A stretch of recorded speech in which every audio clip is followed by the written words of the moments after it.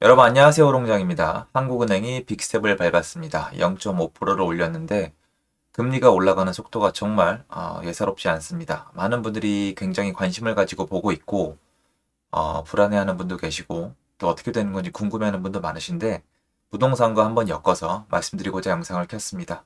시청하시기 전에 구독하기, 좋아요, 멤버십 부탁드리고요. 멤버십은 매주 토요일 라이브를 진행하고 있습니다.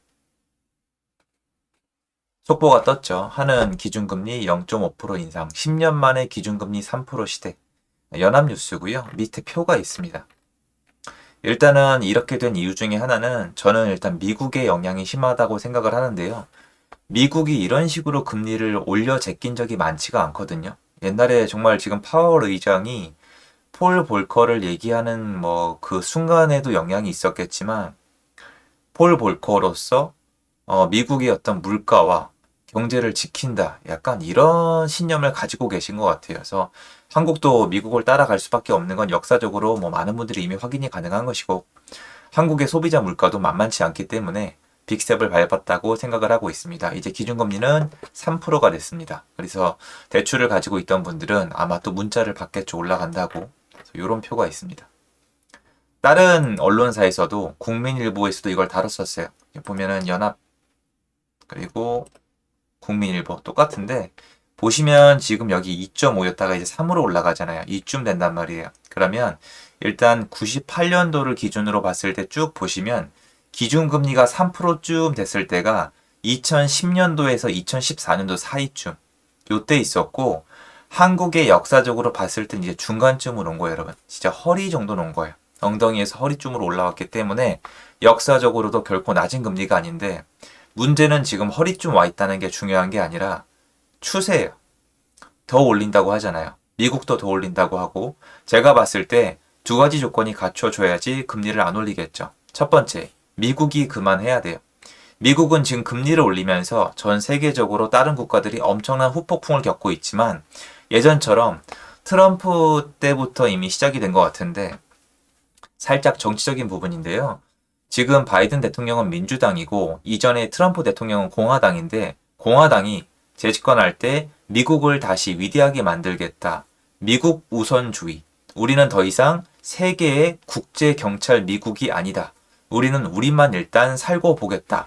라고 얘기를 했는데 그거에 대해서 민주당이 맹비난을 했었어요. 미국의 어떤 위치가 흔들릴 수 있다. 기강이 헤어질 수 있다. 여러 가지 얘기가 있었는데 문제는 지금 그 민주당 지지도가 아슬아슬합니다. 트럼프라는 특수한 인물의 특수성 때문에 대선의 변수가 있었다면 공화당의 그 테마는 먹혔던 것으로 받아들여지고 있어요. 당장 미국이 너무 먹고 살기 힘들다는 인식이 생겼고 중국이나 국가적으로 퍼주는 인식이 있다 보니까 국민들은 일단 미국을 다시 예전 레이건 대통령처럼 위대하게 만들어 달라는데 표를 주고 있기 때문에 민주당이 집권하고 있는 지금도 말은 안 해서 그렇지 지금도 그걸 유지하고 있는 것 같아요. 물론 지금 바이든과 파월은 약간 거리를 두는 모습을 없지 않아 보이고 있습니다만 어쨌건 미국 우선주의는 금리 인상에서만 봐도 다 확연하게 느껴집니다. 그래서 인근의 국가들이 파산을 하든 말든 미국은 금리를 계속 올리고 있습니다. 그리고 일단은 11월 달에 중간 선거가 있지만 그 이후에 어떻게 될지는 아무도 알 수가 없어요. 파월은 중간 선거가 끝난 이후에도 물가가 잡히지 않으면 계속해서 올리겠다. 옛날에 폴 볼거처럼 내가 권총을 들고 다니는 한이 있어도 이 얘기를 한 건 아닙니다. 계속해서 올리겠다는 뜻인데 문제는 파월 의장이 작년에 비해서 올해 말을 완전히 뒤집은 사람이라는 거예요. 급작스러운 금리 인상은 없을 것이다. 인플레이션은 심각하지 않다. 이때 엄청난 맹비난을 받았는데 자기 주장을 지키다가 올해 완전히 핸들을 꺾은 건데 내년에도 올해 얘기한 얘기를 지킨다는 보장이 없고 중간 선거란 정치적 테마성이 있고 민주당과 공화당의 어떤 특수한 관계와 표 차이가 분명히 존재하는 와중에 지금 국가적으로 굉장히 대혼란이거든요. 러시아, 우크라이나 그리고 개발도상국뿐만 아니라 유럽의 일부 국가가 미국의 금리 인상 때문에 엄청난 피해를 받고 있다고 호소하고 있어요. 전 세계적인 국제의 어떤 정세의 변화가 느껴질 정도로 세계적으로 굉장히 큰 변화가 느껴지고 위기감이 몰아오고 있습니다. 이 와중에 한국도 당연히 따라 올릴 수밖에 없는데 따라 올린 거잖아요. 그리고 우리도 물가가 올라가고 있잖아요. 그럼 한국도 물가가 잡히거나 미국의 금리 인상을 멈추는 두 가지 요건이 해당이 돼야 금리 인상을 멈출 텐데 문제는 지금 이제 허리쯤 왔어요. 허리쯤에 왔기 때문에 지금 우리는 이제부터 좀 고민을 해야 됩니다.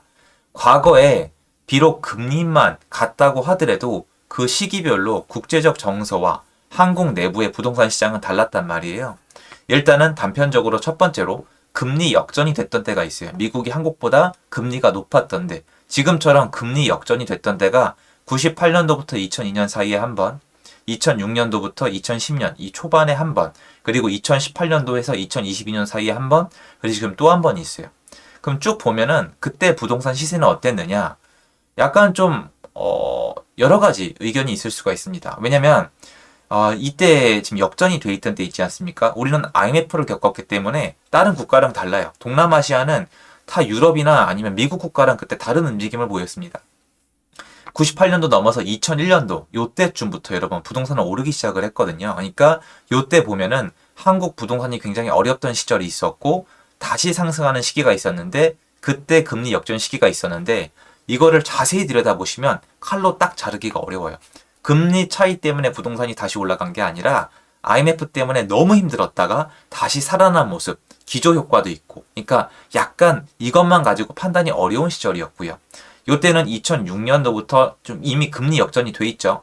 2001년, 2002년, 2003년 폭등하다가 버블7, 2004년 쉬었다가 2005년, 6년, 7년, 8년까지 상승을 합니다. 쉽게 얘기해서 미국이 금리가 1%더 높았지만 부동산은 올랐지만 이때는 규제를 엄청나게 심하게 했어요.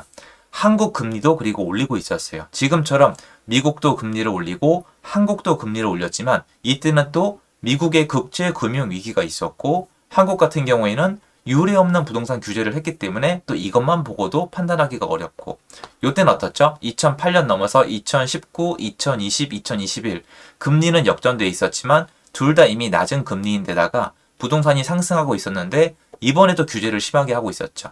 이번엔 둘 다 금리를 올리고 미국이 더 높습니다. 이것만 가지고 부동산을 판단하기에는 부족하다는 거예요. 역사를 봤을 때 금리가 역전돼도 부동산이 오른 적이 있고 내려가는 시기가 있었는데 이벤트가 있었고 지금보다 금리가 높을 때에도 부동산이 올라간 적이 있었는데 그때 하물며 미국 금리가 더 높았는데도 올라갔던 시절이 있고 근데 이 당시엔 여러분 강남은 또 못 올라갔거든요. 외곽 지역이 올라가고 있었거든요. 근데 그게 규제빨이라고 생각하는 사람들도 많거든요. 그래서 금리의 역사만 가지고 부동산을 판단하기는 어려운데 문제는 추세. 지금 계속 올리고 있는 이 금리 때문에 어떤 자산 시장에 붕괴 같은 모습들이 보이고 있거든요. 주식시장이나 아니면은 채권도 사실 정말 요새 장난 아니거든요. 그리고 비트코인도 마찬가지고 부동산도 사람들이 당연히 또 규제 얘기를 안 꺼낼 수는 없겠지만 수요가 부동산을 사지를 못해요.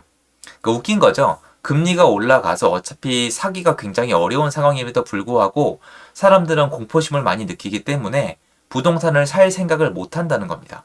그런 것들을 두루두루 봤을 때 지금 시장은 굉장히 위축되어 가고 있고 앞으로의 시장에 대해서 걱정하는 모습, 즉 앞으로의 불확실성 때문에 굉장히 공포감을 느끼고 있다라고 얘기할 수 있습니다.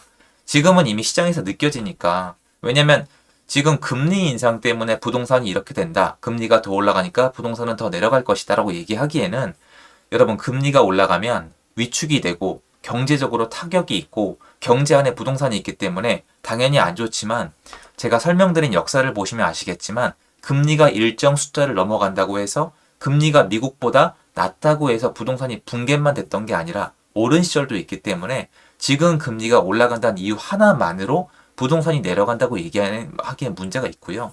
거꾸로 여러분 다시 말씀드리지만 금리가 내려와도 금리가 오히려 미국보다 우리가 더 높아져도 부동산이 다시 오를 거라고 저는 생각하지 않아요.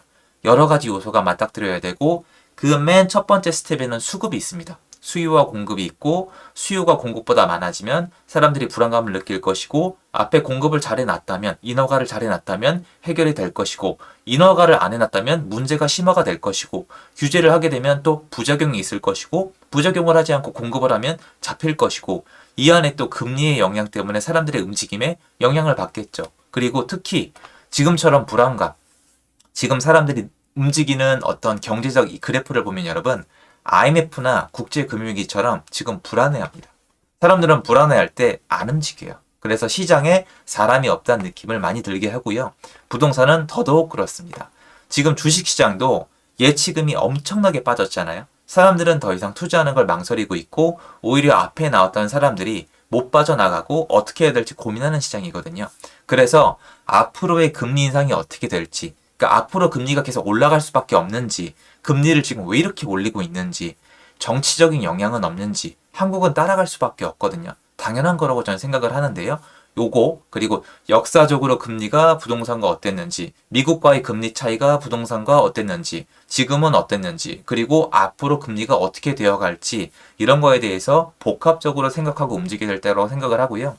지금 이런 상황 때문에 혼란스럽고 너무 무서우신 분들은 당연히 자산시장에 참여하지 않는 게 맞습니다. 부동산도 투자가 아니라 내 집 마련에 대해서는 고민을 해야 되겠지만 투자에 대해서는 웬만한 경험이 없고 준비가 안 돼 있고 체력이 안 되거나 지금 공포심을 느끼시는 분들은 잘못된 결정을 확률이 되게 높다고 생각을 합니다. 그래서 지금은 시장을 분석하면서 과거와 계속 비교를 하고 지금 시장의 특색이 뭔지 기록을 할 때지 경거망동할 때는 아니라고 생각을 합니다. 그래서 한국의 빅스텝에 대해서 부동산과 한번 연합을 시켜서 설명을 드려봤습니다.